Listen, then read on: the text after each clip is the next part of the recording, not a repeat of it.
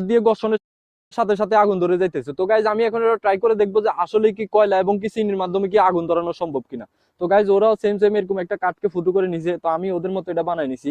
তো আমি এখন দেখবো যে আসলে কি চিনি এবং কি কয়লার গুঁড়ার মাধ্যমে কি আগুন ধরানো সম্ভব কিনা। তো এটার মাধ্যমে আমি ঘর্ষণ করার সাথে সাথে আগুন ধরবে। তো দেখা যাক আগুন ধরে কিনা। তো গাইজ আমি সর্বপ্রথম এই যে কয়লাটাকে একটু গুঁড়ো করে নিব।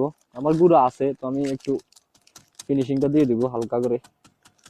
তো দেখা যাক গাইজ আসলে কি ঘর্ষণের মাধ্যমে কি আগুন ধরানো সম্ভব কি না। হ্যাঁ, তো গাইজ দেখো যথেষ্ট পরিমাণ গুঁড়ো হয়েছে। তো আমি এই যে কাঠের যে ফুটোটা করছি এটার মধ্যে আমি দিয়ে দিব কয়লা গুঁড়ো করা।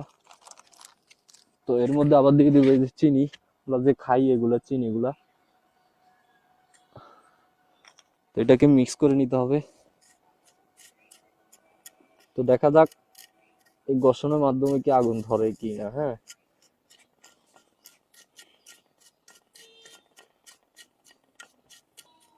তো গাইজ দেখো আমার এটা কমপ্লিট। তো আমি এখন এটা ঘর্ষণ দিব, দেওয়ার সাথে সাথে আগুন ধরে যাবে। দেখা যাক।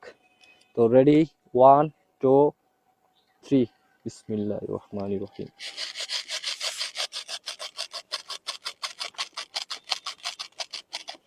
কই গাইস, আগুন তো ধরতেছে না।